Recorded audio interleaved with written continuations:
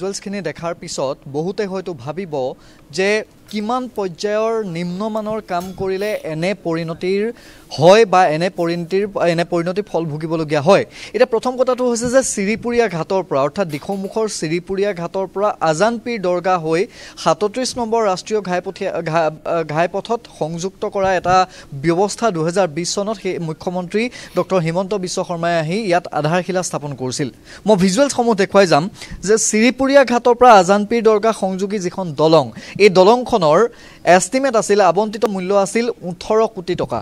কাম লাভ কৰিছিল ত্ৰিশুল এছ'চিয়েট নামৰ ডিমৌৰ এটা ঠিকাদাৰী প্ৰতিষ্ঠান আৰু জনৈক চাহু আৰু জনৈক বৰগোহাঁই নামৰ দুজনকৈ ব্যক্তিয়ে এই কাম লাভ কৰিছিল। আৰু তাৰ পিছত ২০২০ৰ পৰা আজি ৪টা বছৰে তেওঁলোকে এই কাম সম্পূৰ্ণ কৰিব নোৱাৰিলে। য'ত এখন দলঙৰ তেওঁলোকে এটা কাম সম্পূৰ্ণ কৰাৰ এটা সময়সীমা থাকে, সেই সময়সীমা হৈছে ২ বছৰৰ পৰা ৩ বছৰ। এতিয়া ৩ বছৰটো বাদেই দিয়ক, ৪ নম্বৰ বছৰত ভৰি দিলেহি। ৪ নম্বৰ বছৰত ভৰি দিয়াৰ পিছতো আজি পৰ্যন্ত তেওঁলোকে কাম সম্পূৰ্ণ কৰিব পৰা নাই। আৰু ৰাইজে এতিয়াও এই দিখৌ নৈয়েদি এই যি আপুনি কোবাল খুঁট দেখিছে, এই কোবাল খুঁটতো এতিয়াও তেওঁলোকে নাৱেৰে পাৰ হৈ অহা যোৱা কৰি থাকিবলগীয়া হৈছে। পৰম্পৰাগতভাৱে যেনেধৰণে পূৰ্বৰে পৰা চলি আছে এতিয়াও তেনেধৰণে তেওঁলোকে নাৱেৰে অহা যোৱা কৰিবলগীয়া হৈছে। অৰ্থাৎ নাৱেৰে যদি আপুনি অহা যোৱা নকৰে তেনেহ'লে প্ৰায় ১৮ কিলোমিটাৰ আকৌ আপুনি পৃথককৈ ঘূৰি আহিবলগীয়া হ'ব। গতিকে তেনেকুৱা এটা দীঘলীয়া বাট। আৰু তাৰপিছত মুখ্যমন্ত্ৰীয়ে ইয়াত দুখনকৈ দলঙৰ আধাৰশিলা ইয়াত স্থাপন কৰিলে ২০২০ চনত। সেই সময়ৰ লোক নিৰ্মাণ বিভাগৰ মন্ত্ৰী যোগেন মহনো তাত তেতিয়া আছিল। পৰৱৰ্তী সময়ত কিন্তু দুয়োখন দলঙতেই বিসংগতি ধৰা পৰিল। গৌৰীসাগৰত যিখন দলং তেওঁলোকে বনালে বা নিৰ্মাণ কৰিছিল, গৌৰীসাগৰত নিৰ্মাণ কৰি থকা সেই দলংখনৰো তাত ফাট মেলিলে, তাত এটা অংশ বহি গ'ল, বাতৰি সম্প্ৰচাৰ কৰা হ'ল। কিন্তু লোক নিৰ্মাণ বিভাগৰ বৰমূৰীয়ে সেই দৃশ্যবোৰ নেদেখিলে। লোক নিৰ্মাণ বিভাগৰ বৰমূৰীয়ে সেই ঠিকাদাৰী প্ৰতিষ্ঠানৰ বিৰুদ্ধে কোনো ধৰণৰ শাস্তিমূলক ব্যৱস্থা গ্ৰহণ কৰাৰ সাহসকণ তেওঁলোকৰ নাথাকিল। এইবাৰ আকৌ চিৰিপুৰীয়া ঘাটত যিকেইটা মূল মেইন ভিজুৱেলছকেইটা আমি কিছু মুহূৰ্তৰ পিছতে দৰ্শকসকলক আমি দেখুৱাব পাৰিম যে কালিৰ দিনটোত কি অৱস্থা হৈছিল। এই যিটো মাজৰ ভাগ দেখিছে, নিশা তেওঁলোকে আহি কিছু মেৰামতি কৰিলত অকণমান পোন হ'ল, কিন্তু দিখৌৰ যি খুঁট আছিল সেই দিখৌৰ খুঁটে তলত তেওঁলোকে যিটো ইয়াত ব্যৱস্থা কৰিছে, সেই নতুনকৈ ঢালাই দিয়া যিটো চাটাৰিঙৰ যিটো ব্যৱস্থা কৰিছে, তেওঁলোকে ইমান নিম্ন পৰ্যায়ৰ কাম কৰিছে যে দিখৌৰ খুঁটে সেয়া উটুৱাই লৈ গৈছে, অৰ্থাৎ ভাঙি লৈ গৈছে, যাৰ বাবে সেই মাজৰ অংশছোৱা সম্পূৰ্ণৰূপে বহি গ'ল। এতিয়া অহা বছৰ হয়তো ৰাইজে এই দলঙেদি পাৰ হ'ব পাৰিলেহেঁতেন, হাজাৰ হাজাৰ ৰাইজ উপকৃত হ'লহেঁতেন। কিন্তু এতিয়া এই কামটোৰ বাবে আকৌ কিমান দিন পিছুৱাই গ'ল তাৰ কোনো ঠিকনা নাই। গতিকে বৰগোহাঁই আৰু জনৈক চাহু এই দুজনৰ বিৰুদ্ধে কিন্তু লোক নিৰ্মাণ বিভাগে আজি পৰ্যন্ত তেওঁলোকে কোনো ধৰণৰ ব্যৱস্থা গ্ৰহণ কৰিবলৈ কিন্তু সক্ষম হোৱা নাই বা তেওঁলোকৰ সাহসেই হোৱা নাই। এতিয়াও যিসকল লোকে আশা কৰি আছে যে দলঙেদি তেওঁলোকে পাৰ হ'ব, ইয়াৰ পৰা পৰ্যটক আহিব, আজানপীৰ দৰগাহলৈ যাব, আজানপীৰ দৰগাহেদি তেওঁলোকে ৩৭ নম্বৰ ৰাষ্ট্ৰীয় ঘাইপথত উঠিব, শিৱসাগৰ ফুৰিব, কিন্তু তেনেকুৱা ধৰণৰ সেই সপোনবোৰ সপোন হৈ থাকিব। কাৰণ এই দলংখনৰ বাস্তৱত সম্পূৰ্ণ হ'বলৈ আৰু বহু যুগ বাকী আছে।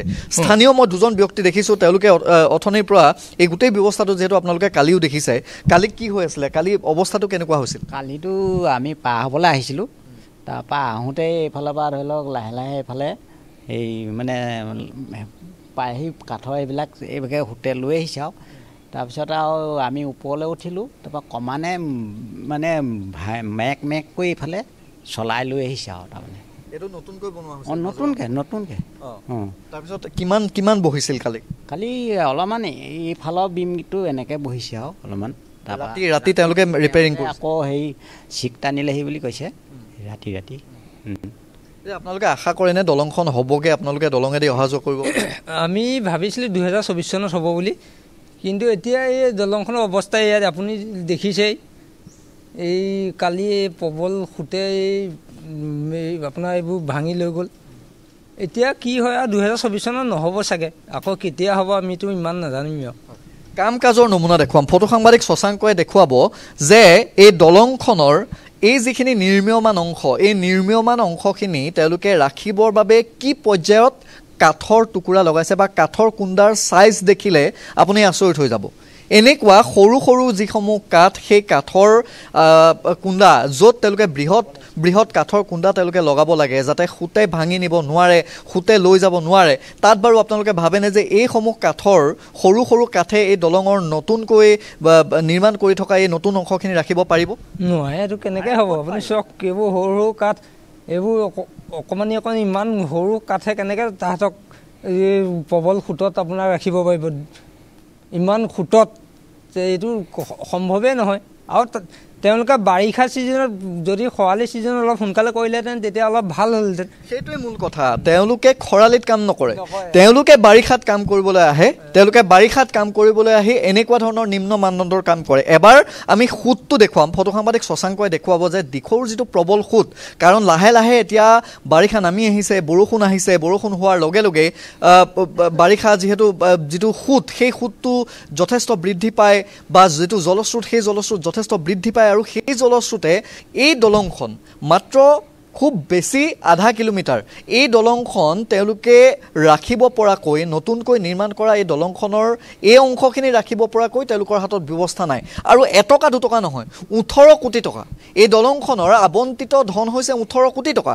কিমান শতাংশ এতিয়ালৈকে উলিয়ালে, কিমান শতাংশ তেওঁলোকে খৰচ কৰিলে, কিমান শতাংশ কোনজন অভিযন্তাৰ জেপত সোমাল, কোনজন SO, বিশেষকৈ ইয়াত যিজন SO থাকে সেই SOজনে ইমান দেৰি তেওঁলোকে কি কৰি আছিল? তেওঁলোকে এইসমূহ দেখা নাছিল?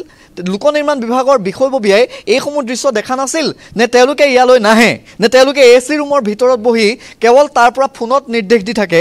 আৰু যিকেইজন ঠিকাদাৰ, সেই ঠিকাদাৰ কেইজনে কাৰ বলত বলি হৈ, কাৰ বলত বলিয়ান হৈ এনেধৰণে এইসমূহ নিম্ন মানদণ্ডৰ কাম কৰিব পাৰিলে?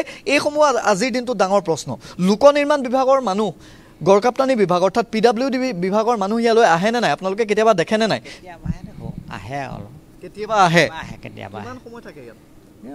ঢেলাই দিওঁতে থাকে আৰু তাৰপৰা আকৌ গুচি যায়, তাৰপিছত আকৌ গুচি যায়, তাৰপিছত আৰু নাহে, তাৰপৰা নাহে।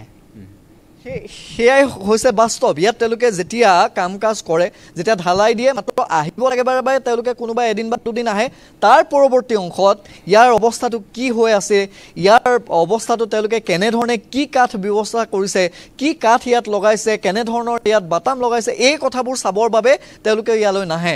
আনকি এষ্টিমেটৰ মতে ইয়াত কাম কৰিছেনে নাই, এষ্টিমেটৰ মতে কাম কাজ হৈছেনে নাই, 18 কোটি টকা য'ত মুখ্যমন্ত্ৰীৰ সদিচ্ছা, ৰাজ্য চৰকাৰখনৰ সদিচ্ছা যে হাজাৰ হাজাৰ মানুহ উপকৃত হ'ব, য'ত নাৱেৰে এই বাৰিষাটো শিশুৰ পৰা বৃদ্ধলৈকে বছৰ বছৰ ধৰি নাৱেৰে অহা যোৱা কৰি থাকিবলগীয়া হয়। পৰ্যটকে আহি ইয়াৰ পৰা নাৱেৰে আজান পীৰ দৰগাহ যায়, য'ত এটা পথ প্ৰায় 20 কিলোমিটাৰ নহ'লে তেওঁলোকে ঘূৰিব লাগিব।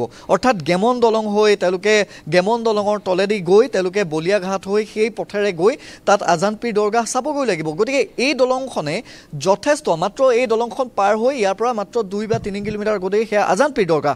গতিকে খুব এটা চমু পৰ্যটকৰ বাবে খুব সুবিধা হোৱাকৈ, ৰাইজৰ বাবে সুবিধা হোৱাকৈ, হাজাৰ হাজাৰ মানুহে দৈনিক অহা যোৱা কৰিব পৰাকৈ ৰাজ্য চৰকাৰখনৰ সেয়া সদিচ্ছা আছিল। কিন্তু ৰাজ্য চৰকাৰখনৰ সদিচ্ছা, মুখ্যমন্ত্ৰীগৰাকীৰ সদিচ্ছা, সেইসমূহ সকলো আওকাণ কৰি এই দুজন, জনৈক চাহু আৰু জনৈক বৰগোহাঁই, এই দুজন ঠিকাদাৰে ত্ৰিশূল এছ'চিয়েটৰ জৰিয়তে তেওঁলোকে এনেকুৱা ধৰণৰ নিম্ন মানদণ্ডৰ কাম কৰিলে। আৰু সম্পূৰ্ণৰূপে জগৰীয়া লোক নিৰ্মাণ বিভাগৰ প্ৰতিগৰাকী বিষয়া, কাৰ্যবাহী অভিযন্তাৰ পৰা সকলো কিন্তু ইয়াত জড়িত প্ৰতিজন ব্যক্তিয়ে ইয়াৰ বাবে নিশ্চিতভাৱে জগৰীয়া। আৰু তেওঁলোকৰ বিৰুদ্ধে কেনেকুৱা ধৰণৰ ব্যৱস্থা গ্ৰহণ কৰে, মুখ্যমন্ত্ৰীয়ে এই ছবিবোৰ দেখে নে নেদেখে, মুখ্যমন্ত্ৰীয়ে দেখাৰ পিছত তেওঁক কেনেধৰণে আশ্বাস দিয়া হয়, কিয় এখন নিৰ্মীয়মান 18 কোটি টকা, এটকা দুটকা নহয়, 18 কোটি টকা খৰচ কৰি নিৰ্মীয়মান দলং নিৰ্মাণ কৰি থাকোঁতেই কেনেকৈ ভাগি যায়, এই কথাবোৰ তদন্তৰ আওতালৈ আহে নে নাহে নিশ্চিতভাৱে পাৰ্থ কিন্তু ৰাইজে এয়া লক্ষ্য কৰি আছে। আৰু মুখ্যমন্ত্ৰীগৰাকী যথেষ্ট কঠোৰ হোৱাৰ প্ৰয়োজন।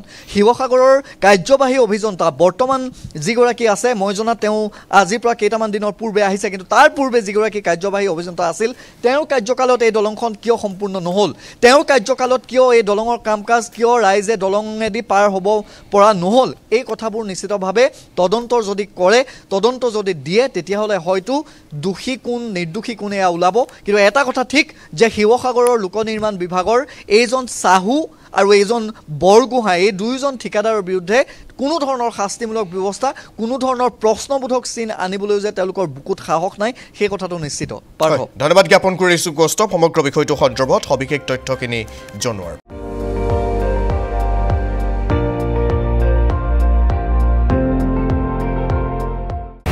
আপুনি চাই আছে ND24, সৰ্বশ্ৰেষ্ঠ নহয় সৰ্বোত্তমৰ দৌৰ।